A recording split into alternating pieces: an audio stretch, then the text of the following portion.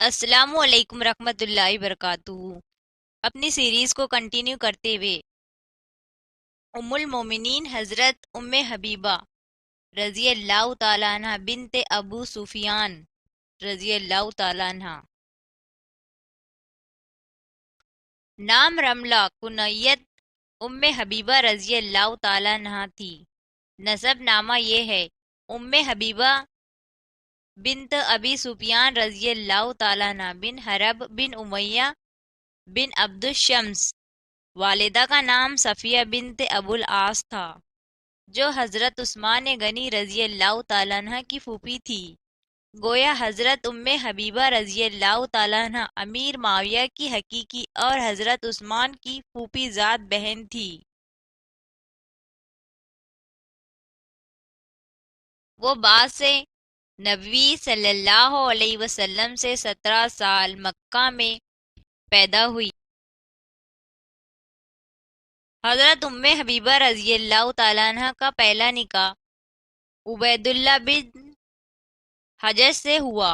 دونوں نے بعد بعث ابتدائی دور میں ایک ساتھ ہی اسلام قبول کیا۔ حضرت ام حبیبہ رضی اللہ تعالیٰ عنہ کے والد اس وقت اسلام کے سخت ترین دشمن تھے اور مسلمانوں پر عرص حیات تنگ کر رکھا ہوا تھا۔ چنانچہ رسول کریم صلی اللہ علیہ وسلم نے جب مسلمانوں کو حبشہ کی طرف ہجرت کرنے کی اجازت دی تو عبید اللہ بن حجش اور حضرت ام حبیبہ رضی اللہ تعالیٰ عنہ بھی دوسرے مسلمانوں کے ہمراہ ہجرت کر کے حبشہ چلے گئے۔ حبشہ پہنچنے کے چند دن بعد عبداللہ مرتد ہو گئے اور عیسائی مذہب اختیار کر کے شراب نوشی شروع کر دی۔ حضرت ام حبیبہ رضی اللہ تعالیٰ عنہ نے شوہر کو بہت سمجھایا، کیوں اپنی عاقبت برباد کرتے ہو، لیکن خدا نے ان کے دل پر مہر لگا دی تھی۔ کوئی اثر نہ ہوا اور عیسائیت میں زندگی بسر کرتے ہوئے وفات پائی۔ عبید اللہ کے سلیب سے حضرت ام حبیبہ رضی اللہ تعالیٰ عنہ کی ایک بیٹی حبیبہ رضی اللہ تعالیٰ عنہ نام کی تھی۔ ان کو شرف صحابیت حاصل ہے۔ انہی کے نام کی نسبت حضرت رملہ کی کنیت اور ام حبیبہ رضی اللہ تعالیٰ عنہ مشہور ہوئی۔ حضور صلی اللہ علیہ وسلم کو جب عالم غربت میں حضرت ام حبیبہ رضی اللہ تعالیٰ عنہ کے بیوہ ہونے کی اطلاع ملی تو آپ صلی اللہ علیہ وسلم نے ان کے ایام عدت پورے ہونے کے بعد حضرت عمر رضی اللہ تعالیٰ عنہ بن امیہ زمری کو نجاشی شاہ حبش کے پاس اس غرض کے لیے بھیجا کہ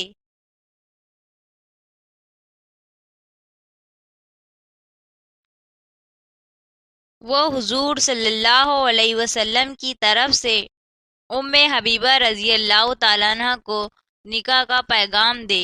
نجاشی نے اپنی ایک لونڈی کے ذریعے سے رسول کریم صلی اللہ علیہ وسلم کا پیغام نکاح حضرت ام حبیبہ رضی اللہ تعالیٰ عنہ کو بھیجا۔ انہیں بے حد مسرت ہوئی اور اظہار تشکر کے طور پر لونڈی کو چاندی کے 2 کنگن اور نقرائی کی انگوٹیاں عطا کی اور حضرت خالد بن سعید بن عاص کو اپنا وکیل مقرر کیا۔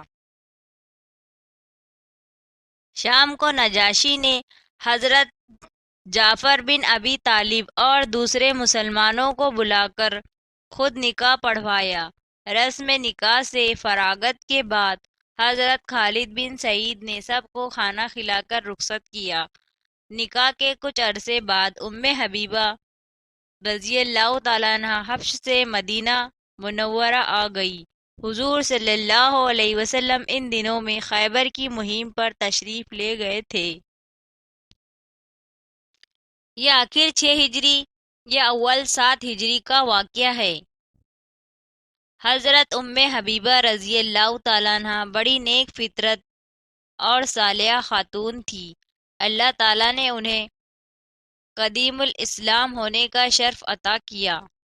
حالانکہ ان کے والد فتح مکہ تک مشرکین قریش کی قیادت کرتے رہے۔ اسلام کی خاطر انہوں نے طویل سفر کی مصیبتیں خندہ پیشانی سے برداشت کی اور حبش میں غربت کی زندگی اختیار کی۔ حالانکہ ان کا گھرانہ ریاست کے لحاظ سے قریش میں بہت ممتاز تھا۔ فتح مکہ سے قبل ان کے والد ایک دفعہ ان سے ملنے مدینہ آئے۔ اس آمد کا مقصد یہ بھی تھا کہ اپنی بیٹی کی معرفت میعاد صلح کی توسیع کے لیے کوشش کرے۔ جب وہ رسول کریم صلی اللہ علیہ وسلم کے بستر پر بیٹھنے لگے تو حضرت ام حبیبہ رضی اللہ تعالیٰ عنہ نے بستر الٹ دیا۔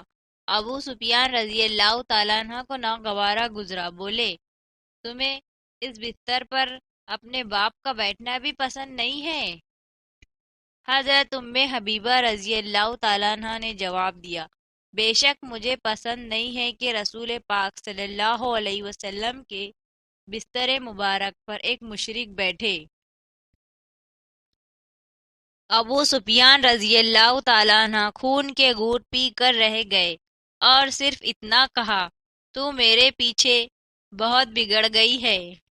حضرت ام حبیبہ رضی اللہ تعالیٰ عنہ حسن ظاہری سے بھی متصف تھی۔ صحیح مسلم کی ایک روایت سے معلوم ہوتا ہے کہ حضرت ابو سفیان رضی اللہ تعالیٰ عنہ کو اپنی بیٹی کے حسن جمال پر فخر کیا کرتے تھے۔ مسند احمد میں ہے کہ ایک دفعہ رسول کریم صلی اللہ علیہ وسلم نے فرمایا، جو شخص 12 رکعت نفل روزانہ پڑھے گا اس کے لیے جنت میں گھر بنایا جائے گا۔ حضرت ام حبیبہ سن رہی تھی۔ اس کے بعد ساری زندگی 12 رکعت نفل روزانہ نہایت پابندی سے پڑھتی رہی۔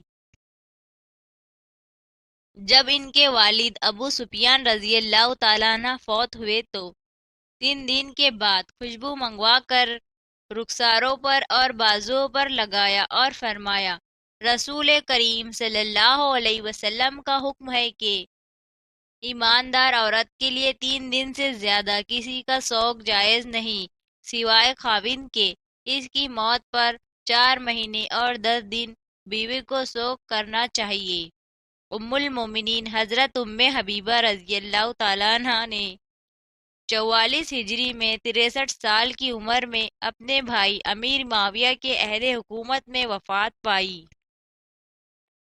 وفات سے پہلے حضرت عائشہ رضی اللہ تعالیٰ عنہ کو بلایا اور کہا، میرے اور آپ رضی اللہ تعالیٰ عنہ کے درمیان سوکنوں کے تعلقات تھے۔ اگر کوئی غلطی مجھ سے ہوئی تو مجھے معاف کر دیجئے۔ حضرت عائشہ رضی اللہ تعالیٰ عنہ نے فرمایا، میں نے معاف کیا، پھر ان کے لیے دعا مانگی۔ حضرت ام حبیبہ رضی اللہ تعالیٰ عنہ نے فرمایا، آپ رضی اللہ تعالیٰ عنہ نے مجھے خوش کیا، خدا آپ کو خوش رکھے۔ حضرت ام حبیبہ رضی اللہ تعالیٰ عنہ سے 65 حدیثیں مروی ہے، جن کے راویوں میں کئی جلیل القدر صحابہ رضی اللہ تعالیٰ عنہ اور تابعین شامل ہے۔